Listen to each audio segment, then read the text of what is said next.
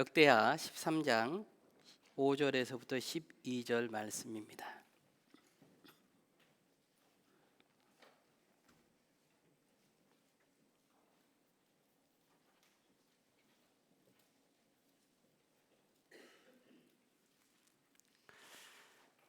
역대하 13장 5절에서부터 12절 말씀인데 우리가 이제 말씀을 보면서 함께 읽고 나갈 테니까 5절 말씀만 우리가 한 목소리로 함께 읽도록 하겠습니다. 우리 함께 읽겠습니다. 이스라엘 하나님 여호와께서 소금 언약으로 영원히 다윗과 그의 자손에게 주신 것을 너희가 알 것 아니냐. 아멘. 오늘은 이제 남유다의 두 번째 왕이자 르호보암 왕의 아들 아비야를 통해서 함께 은혜를 나누고자 합니다. 아비야의 통치의 기간은 대단히 짧습니다. 3년밖에 되지 않아요. 그때 이제 활동했던 선지자는 id도라는 선지자인데 이 아비야를 성경에서 말씀해 줄 때 열왕기상 15장과 오늘 함께 읽었던 역대하 13장에서 말씀해 주고 있습니다. 그런데 열왕기상에서는 이 대단히 아비야에 관해서 짧게 말씀해 주고 있어요. 열왕기상 15장 1절을 보시면 느밧의 아들 여로보암 왕 18째 해에 아비얌이 유다 왕이 되고, 열왕기상에서는 이 아비야의 이름을 아비얌이라고 말씀해 주고 있습니다.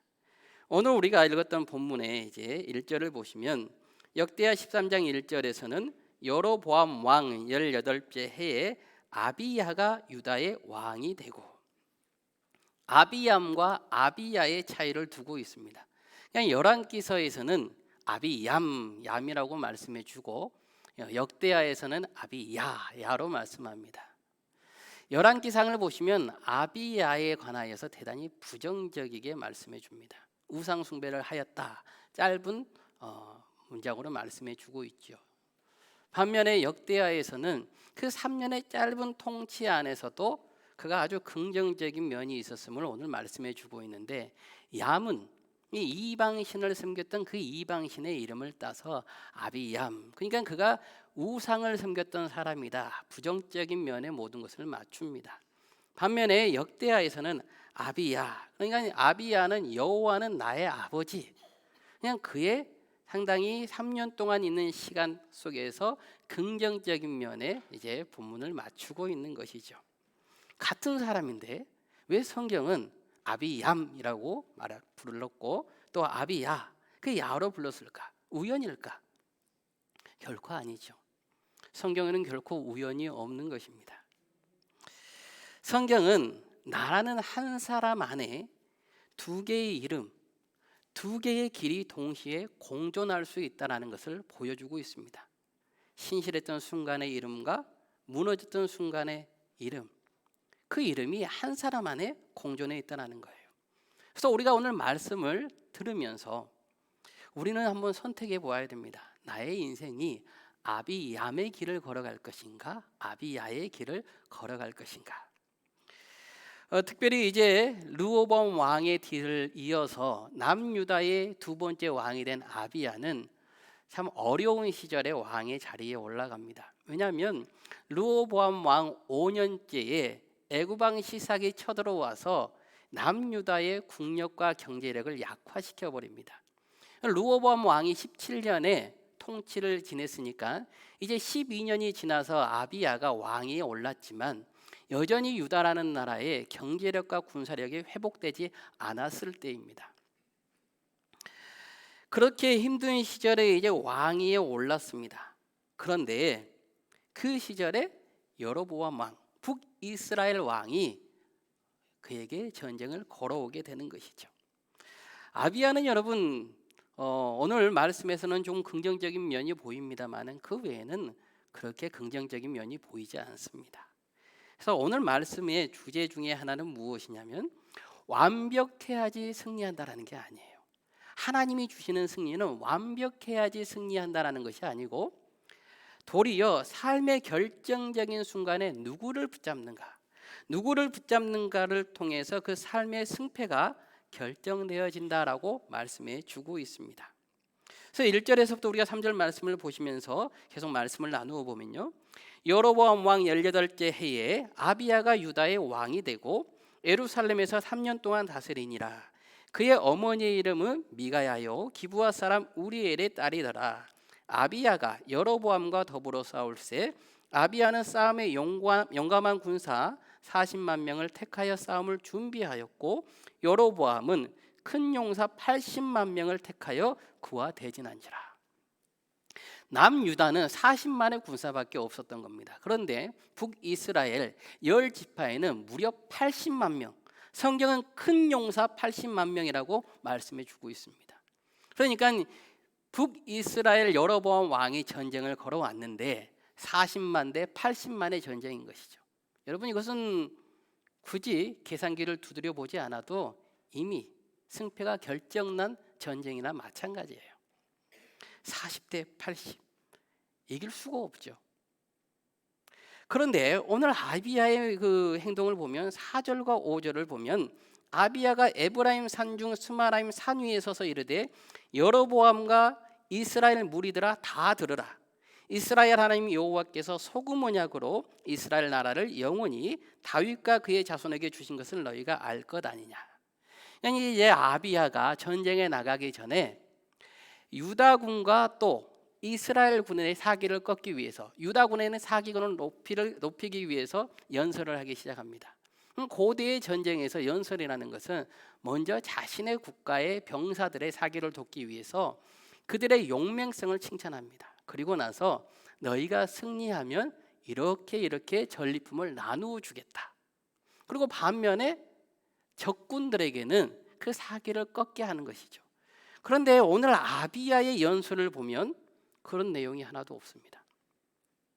5절 말씀을 보시면 여호와께서 소금 언약으로 이스라엘 나라를 영원히 다윗과 그의 자손에게 주신 것을 너희가 알 것 아니냐라고 말씀을 하면서 다윗의 아들 솔로몬의 신하 느밧의 아들 여로보암이 일어나 자기의 주를 배반하고 남봉꾼과 잡배가 모여 따름으로 스스로 강하게 되어 솔로몬의 아들 르호보암을 대적하였으나 그때 르호보암이 어리고 마음이 연약하여 그들의 입을 능히 막지 못하였느니라. 그러니까 어떻게 전쟁이 일어났고 여로보암이 왜 나라를 나뉘었는지에 관하여서 말해주고 있습니다. 여기에서 가장 중요한 것은 바로 소금 언약이에요. 아비야가 80만이라는 대군 앞에서 고개를 숙이지 않고 하나님이 주신 소금 언약을 가지고 당당하게 나아갑니다. 소금 언약이라는 것은 민수기 18장 19절을 보시면 이렇게 말씀해 주고 있거든요. 이스라엘 자손이 여호와께 거제로 드리는 모든 성물은 내가 영구한 몫의 음식으로 너와 내 자녀에게 주노니 이는 여호와 앞에 너와 내 후손에게 영원한 소금 언약이니라. 그러니까 소금 언약이라는 것은 여러분 썩지 않고 부패하지 않는 거잖아요. 소금은 하나님께서 맺어주신 하나님의 언약은 어떤 환경이나 상황에 따라서 변질되는 것이 아니고 어떠한 상황 속에서도 동일하다. 그러니까 하나님께서 맺어주신 그 소금 언약은 하나님의 말씀대로 살아가면 언제나 어떤 상황 속에서 동일하게 역사하신다. 오늘은 그 말씀을 하고 있는 것이죠. 사무엘하 7장 16절을 보시면 내 집과 내 나라가 내 앞에서 영원히 보존되고 내 왕위가 영원히 경고하리라 하셨다 하라. 그냥 더 나아가서 증조 할아버지 다윗과 맺은 다윗 가문의 언약, 하나님께서 맺어주신 언약이기 때문에 그 언약은 변치 않습니다. 그러니까 오늘 아비야는 80만 대군 앞에서 우리는 군사가 없어, 연약해, 그러나 여호와 하나님께서 우리와 함께함으로 여호와 하나님의 언약 안에 있으므로 내가 그 하나님을 믿고 전진해 나가겠다라고 오늘 연설을 하고 있는 것입니다. 그래서 8절을 보시면 이제 너희가 또 다윗 자손의 손으로 다스리는 여호와의 나라를 대적하려 하는도다. 너희는 큰 무리요 또 여로보암이 너희를 위하여 신으로 만든 금송아지들이 너희와 함께 있도다. 너희가 아론 자손인 여호와의 제사장들과 레위 사람들을 쫓아내고 이방 백성들의 풍속을 따라 제사장을 삼지 아니하였느냐? 누구를 막론하고 어린 수송아지 한 마리와 순양 7마리를 끌고 와서 장립을 받고자 하는 자마다 허무한 신들의 제사장이 될 수 있도다. 너희들이 하나님이 주신 법을 지키지 않고 살아가는데 너희에게는 하나님의 말씀을 따르지 않았으므로 하나님이 역사해 주지 않을 것이다. 그러나 우리 남유다는 하나님의 말씀대로 살았기 때문에 그 하나님의 언약의 말씀에 기반하여 우리는 분명히 승리할 것이다.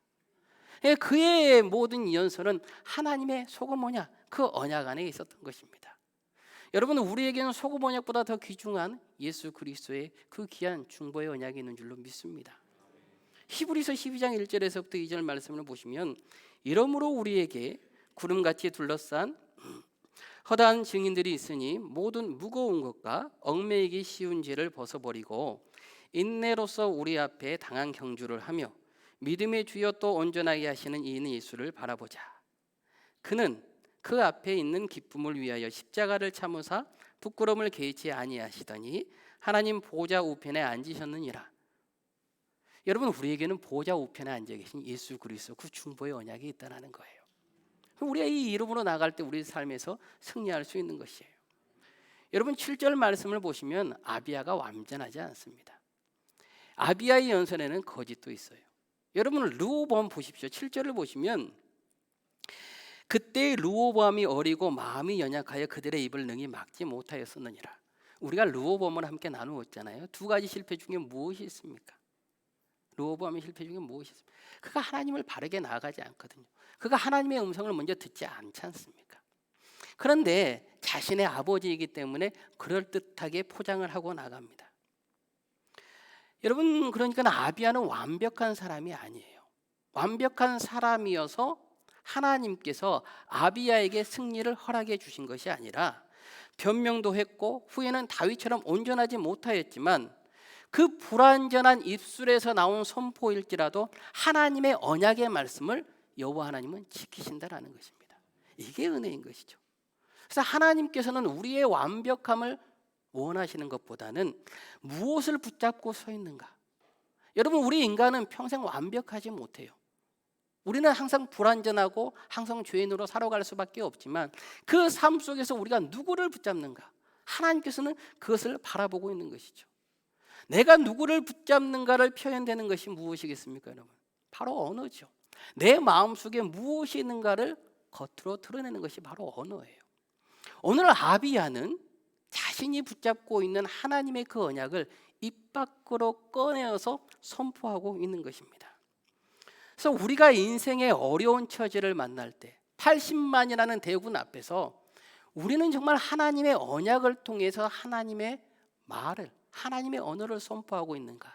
아니면 환경을 바라보면서 여전히 실패의 언어를 내뱉고 있는가? 제가 지난주에 잠깐 이게 컨퍼런스를 다녀왔단 말입니다. 짧은 시간인데도 감사하게도 하나님께 받은 은혜가 있고 도전이 있어요. 그냥 컨퍼런스가 이제 9시부터 밤 10시 반까지 이제 기도회까지 하면 정말 빽빽한 일정으로 나아가죠. 오전 일정을 마치고 아내와 점심을 먹으면서 나는 이러이러한 부분을 도전받았다라고 이제 메모한 것을 서로 나누는데요. 제가 메모한 것을 나누는 과정 속에서 참 도전을 받았지만 이것은 이렇게 해서 안 되고 이렇게 해서 안 되고 안 될 것 같아. 제가 이야기를 했어요. 그랬더니 아내가 밥을 먹다가 이야기를 하는 중에 가만히 저를 보더니 목사님 그러는 거예요. 아내가 무슨 목사님이라고 부르면 긴장을 합니다. 목사님 하더니 교회에서는 환경 보지 말고 하나님께 기도하라고 이야기를 하면서 왜 환경 탓합니까? 여기에 오신 목사님들이 아마 똑같이 도전받고 좋은 감동을 받았지만 돌아가면 환경 탓할 겁니다. 제가 아비야의 말씀을 준비하고 있었으니까 아내의 이야기가 하나님의 말씀으로 감동이 오는 거예요. 내가 아비야처럼 이 자리에 서 있으면서 하나님의 언약의 말씀으로 나가는 것이 아니고 내가 세상을 바라보고 있었구나, 환경을 바라보고 있었구나. 내가 말씀을 준비하고 묵상하면서도 여전히 나는 세상에 실패된 언어로 나아가고 있었구나. 우리는 세상을 바라보면서 이게 현실적이야, 이게 현실이야 라고 말하는 순간 사실 하나님의 언약의 말씀보다는 세상의 실패의 언어를 입에 올리게 되는 것이죠. 제가 그래서 그날 밤 기도회 때 정말 많은 회개를 했습니다. 하나님, 내가 하나님을 바라본다라고 이야기하면서 하나님의 말씀을 아비야를 묵상하고 있으면서도 여전히 세상을 바라보고 있었습니다. 나의 이런 부족함을 용서하옵소서. 여러분, 우리는 현실이라는 이 세상의 눈앞에 보이는 그 문제 앞에서 나도 모르는 사이에 현실이 이러잖아. 실패의 언어를 내뱉을 수밖에 없게 됩니다. 그러나 오늘 성경을 통해서 하나님이 주시는 승리는 그 현실이 아니라 현실을 주관하고 이끌어 가시는 그 하나님의 언약을 바라보라라고 말씀해 주고 있는 것입니다. 환경을 입에 담는 순간 우리는 이미 패배의 언어를 선포하기 때문입니다. 그래서 여러분, 하나님의 사람들은 어떠한 열세의 환경 속에서도 소금처럼 변치 않으시는 여호와 하나님의 그 언약의 말씀을 믿고 나아가야 할 줄로 믿습니다. 여호와 하나님은 우리의 중심을 보시고 우리의 혀의 모든 말을 아십니다. 그래서 의인은 환경으로 살아가는 것이 아니고 오직 믿음으로 하나님의 그 언약의 말씀으로 살아가는 줄로 믿습니다. 이제 이러한 연설을 아비야가 하고 나선 후에 본격적으로 전쟁이 시작되는 게 됩니다. 13절을 보시면 여로보암이 유다의 뒤를 둘러 복병하였으므로 그 앞에는 이스라엘 사람들이 있고 그 뒤에는 복병이 있는지라. 유다 사람이 뒤를 돌아보고 자기 앞뒤의 적병으로 말미암아 여호와께 부르짖고 제사장들은 나팔을 부니라. 아비야의 연설이 이제 끝납니다. 본격적으로 전쟁이 시작됩니다. 여러분, 그 전쟁의 장면 한번 생각해 보세요. 80만 대 40만이에요. 북이스라엘 여로보암 왕은 금송아지를 이끌고 번쩍번쩍 나왔을 겁니다. 그런데 남유다는 금방패를 이미 빼앗겨 버렸잖아요. 놋방패를 들고 왔을 겁니다. 초라했을 것입니다.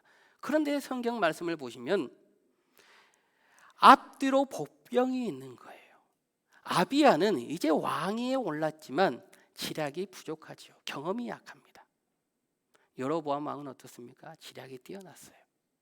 80만을 앞에서만 공격하는 것이 아니고 이미 복병을 숨겨서 앞뒤로 말 그대로 남유다 왕국을 군사들을 다 포위한 것입니다. 끝난 거예요. 이길 수 있는 이 전쟁이 아닙니다. 80만이 앞뒤로 공격하면 정말 그 우겨쌈을 당하여서 어디도 나갈 수 없는 상황이 된 것이죠. 최악의 순간이다고요. 그때 14절의 말씀인 거예요.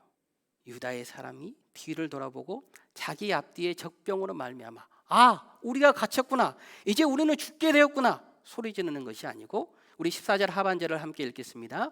여호와께 부르짖고 제사장들은 나팔을 부니라. 아멘. 여호와께 부르짖기 시작하는 거예요.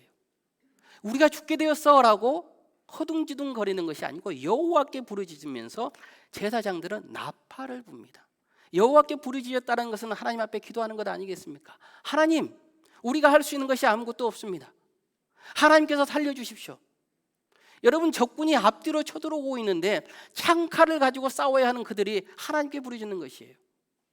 제사장들이 나팔을 붑니다. 나팔이 어떤 무기가 되겠어요? 나팔을 내려놓고 창칼을 드는 것이 오히려 도움이 될 겁니다. 그런데 제사장들이 나팔을 부는 것이죠. 여러분, 남유다 군사들이 행했던 영적인 결단이 무엇인지 우리는 바라볼 수 있어야 돼요. 그들은 무기를 내려놓고 항복하거나 낙심하며 비명을 지르고 도망치지 않았습니다. 모든 것이 막혀있는 그 순간에 오직 여호와 하나님을 바라보면서 기도하고 예배로 나아갔던 것이죠. 나팔을 불었다는 것은 민수기 10장 10절을 보시면 또 너희의 희락의 날과 너희가 정한 절기와 초하루에는 번제물을 드리고 화목제물을 드리며 나팔을 불라. 그로 말미암아 너희의 하나님이 너희를 기억하시리라. 나는 너희의 하나님 여호와니라. 나팔을 불었다. 하나님께 예배드렸다는 거예요. 하나님, 주님을 찬양합니다. 주님을 높여드립니다. 예배로 그들은 전쟁 앞에 나아갔던 것입니다. 치열한 삶의 전쟁 앞에서 그는 어떠한 인간의 전략이나 병력으로 싸우지 않고 오직 하나님의 임재를 구하고 나갑니다. 거룩한 믿음의 도전인 것이죠. 여러분, 이것이 바로 예배예요. 아비야의 소금 언약의 선언에서부터 제사장들이 나팔을 불고 백성들이 여호와께 부르짖을 때 이미 이 전쟁은 80만 대 40만 사람의 전쟁이 아닙니다. 북이스라엘과 남유다의 전쟁이 아니고 여호와께서 친히 행하시는 전쟁이 되는 것이죠. 이미 소금 언약과 부르짖음과 나팔 소리, 예배를 통하여서 전쟁의 승리는 판가름 난 것과 다름없었던 것이죠. 여러분, 예배가 우리의 모든 승리의 시작인 줄로 믿습니다. 우리 삶의 무거운 짐과 눈앞에 펼쳐져 있는 80만 대군 앞에서 우리가 나아가야 될 것은 세상의 전략, 세상의 병력보다 먼저 예배가 회복되어야 할 줄로 믿습니다. 이스라엘 백성들이 출애굽을 합니다. 이제 가나안을 앞두고 있어요. 그런데 여리고 성이라는 강력한 요새가 그들 앞에 있습니다. 그때 하나님께서 그들에게 무엇이라고 말씀하십니까? 여호수아 6장 3절에서부터 4절 말씀을 보시면 너희 모든 군사는 그 성을 둘러 성 주위를 매일 한 번씩 돌되 엿새 동안을 그리하라. 제사장 7은 7 양각 나팔을 잡고 언약궤 앞에서 나아갈 것이요 일곱째 날에는 그 성을 7번 돌며 그 제사장들은 나팔을 불 것이며 여호수아 6장 16절에서는 이렇게 말씀합니다. 7번째 제사장들이 나팔을 불 때에 여호수아가 백성에게 이르되 외치라. 여호와께서 너에게 이 성을 주셨느니라. 7번째 제사장들이 나팔을 붑니다. 항상 나팔을 부는 거예요. 여리고 성과 아비야의 전쟁 두 사건 사이에는 400년에서 500년의 시간이 있지만 하나님께서 주시는 승리의 패턴은 똑같다라는 거예요. 사람이 무너뜨릴 수 없는 성벽, 사람이 이길 수 없는 80만 대군 앞에서 둘 다 인간의 전술이 아니라 예배의 자리로 인하여서 그것들이 무너지게 된다는 것입니다. 하나님은 시대를 바꾸어도 일하시는 방식은 똑같다라는 거예요. 하나님의 살아계심을 찬양하고 예배드릴 때 승리가 시작되는 것이죠. 하나님이 주시는 승리는 그래서 여러분 첫 번째는 하나님의 언어로 나아가는 것이고 두 번째는 예배로부터 나아가야 한다라고 성경은 오늘 말씀해 주고 있습니다. 그래서 우리 모두가 이 귀한 언어와 예배를 통하여서 하나님이 주시는 승리를 이 땅에서 맛보고 나가시기를 주님의 이름으로 축복하고 기도합니다. 오늘날 많은 성도들이 이야기합니다. 내 문제가 너무나 크고 내 적이 골리앗처럼 너무나 강력하다. 주님 앞에 기도하고 나가지만 나도 모르는 사이에 영적인 슬럼프가 오고 또 영적으로 무감각해진다. 이렇게 이야기합니다. 그런데 여러분 가만히 생각해 보시면 우리 삶에서 내 적이 오늘 아비야의 이 북이스라엘 적들처럼 크지 않았던 때가 없습니다. 골리앗처럼 강하지 않았던 때가 없습니다. 골리앗보다 더 강하면 강했지 우리의 세상의 문제는 골리앗보다 약한 적이 한 번도 없습니다. 그런데 우리가 어디에 서 있는가에 따라서 우리의 믿음의 위치에 따라서 세상의 문제가 세상의 적들이 커 보이기도 하고 작아 보이기도 해요. 우리가 하나님 앞에 예배의 자리에 나와서 하나님의 언어로서 우리가 정말 믿음의 귀한 은혜가 가운데에서 내 믿음의 자리가 높아져 있을 때는 세상의 문제를 내려다봅니다. 그러니까 작아 보이죠. 해볼 수 있겠다. 하나님께서 함께 하시면 내가 이길 수 있겠다. 그런데 예배의 자리가 무너지고 내 언어에서 세상의 실패의 언어가 나오기 시작할 때 우리는 믿음의 자리에서 내려가게 되죠. 그래서 세상의 큰 문제들을 올려다봅니다. 골리앗은 똑같지만 어디에 있는지에 따라서 아래에 있으면 문제가 더 커 보이는 것이죠. 우리의 믿음의 자리가 어디에 있는가에 따라서 문제는 달라 보이는 것이에요.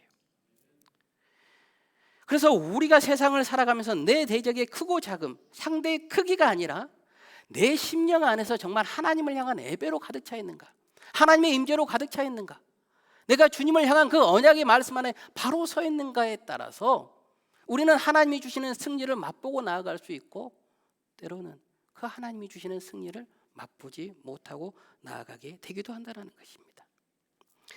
그러므로 여러분 우리가 온전한 예배의 자리로 서시기를 주님의 이름으로 축복하고 기도하겠습니다. 여러분 오늘 아비야를 보면요 정말 전무후무한 대승리를 하나님께서 안겨주십니다. 80만 대 40만 남유다가 한 게 아무것도 없어요. 어떻게 이렇게 이길 수 있었는가? 그런데 여기에서 주는 우리에게 귀한 교훈이 있습니다. 역대하 우리가 13장 19절 말씀을 한 목소리로 함께 읽어보도록 하겠습니다. 19절입니다. 아비야가 여로보암을 쫓아가서 그의 성읍들을 빼앗았으니 곧 베델과 그 동네들과 여사나와 그 동네들과 에브론과 그 동네들이라. 아멘. 그러니까 여로보암과 아비야의 전쟁을 통하여서 남유다가 얻은 이 성취한 성읍은 그렇게 많지가 않은데, 여기에서 보면 무슨 성읍이 있습니까? 베델이 있습니다. 베델이 어떤 곳이었습니까? 여로보암이 우상 숭배를 위하여서 금송아지를 세운 곳이었어요. 이스라엘에게 종교적으로 대단히 중요한 그 위치였던 것을 여로보암이 우상 숭배의 자리로 만들어 버렸죠. 그래서 오늘 말씀을 여러분 묵상하고 나가면, 오늘 말씀은 단순히 믿음이 전쟁을 이겼다가 아니고 진짜 예배가 우상으로 만들어진 가짜 예배를 이겼다라는 말씀해 주는 것이죠. 우리가 하나님 앞에 예배 드릴 때 신령과 진정으로 마음과 뜻을 다해서 나올 때 우리가 진정으로 예배에서 승리하는 것이지, 내가 주일날 예배 자리에 나왔어, 이것만으로는 우리는 승리할 수 없다는 것이죠. 우리의 예배가 진심으로 하나님을 향하고 내 마음이 하나님을 향한 전심을 가지고 나아갈 때 우리가 하나님이 주시는 승리를 맛보고 나아갈 수 있다, 성경은 말씀해 주고 있는 것이죠. 여러분, 이 거대한 전쟁의 승리는 아비야가 똑똑해서 얻은 승리가 결코 아니라는 것이죠. 하나님이 주신 그 소금 언약의 말씀을 신뢰하고 나갈 때 남유다 백성들이 여호와께 부르짖으면서 제사장들이 나팔을 부르는 예배를 통해 나아갈 때 그들이 승리할 수 있었던 것이죠. 그래서 여러분, 아비야가 이루는 이 승리는요, 세상의 생각으로는 도무지 이해할 수 없습니다. 기략도 여로보암이 확실했어요. 앞뒤로 모두 다 막아버렸어요. 이것은 세상의 전략으로 이해하면 이것은 다 이긴 게임이었습니다. 그러나 하나님께서 아비야를 통해서 일해 주시는 것이죠. 마치 소년 다윗이 물맷돌 하나로 골리앗을 무너뜨리는 것처럼 여호와 하나님께서 일하시자 그에게 승리를 주셨던 것입니다. 여러분, 아비야는 결코 본받을 게 없는 사람입니다. 오늘 본문 외에는 본받을 게 없어요. 3년이라는 짧은 이 통치 기간 동안 오늘의 본문 외에는 우상을 섬기고 나갑니다. 아비야는 여전히 불안한 존재예요. 부족한 존재이죠. 그러나 그 완벽하지 않고 불완벽한 존재임에도 불구하고 그가 하나님의 말씀을 신뢰할 때 여호와 하나님께서는 하나님의 언약을 통하여서 일하여 주신다라는 것을 아비야를 통해서 우리에게 말씀하여 주십니다. 우리는 여전히 불완전하고 모자랍니다. 우리는 하나님 앞에 나아가기 부족한 존재들입니다. 그리할지라도 주 예수 그리스도의 이름으로 나아갈 때 주님께서는 우리에게 승리를 주신다라는 것입니다. 그래서 우리의 입술에서 나의 힘과 능력이 아니라, 나의 공로가 아니라 우리의 언약되어 주시는 예수님의 이름으로 당당하게 선포하고 나가시길 바랍니다. 이거 질서 할 수 없어. 나는 할 수 없지만 내가 주 예수 그리스도의 그 말씀 안에서, 우리의 중보자 되어 주시는 예수님의 그 은혜 안에서 할 수 있어. 그럴 때 하나님께서 일하여 주신다는 것이죠. 열왕기서에서 여러분, 아비야의 행적은 결코 긍정적이지 않다고요. 우리가 열왕기서를 읽지는 않았습니다만 여러분들께서 오늘 말씀을 마치고 한번 읽어보세요. 그 8줄의 문장 중에 긍정적인 말씀이 하나도 없습니다.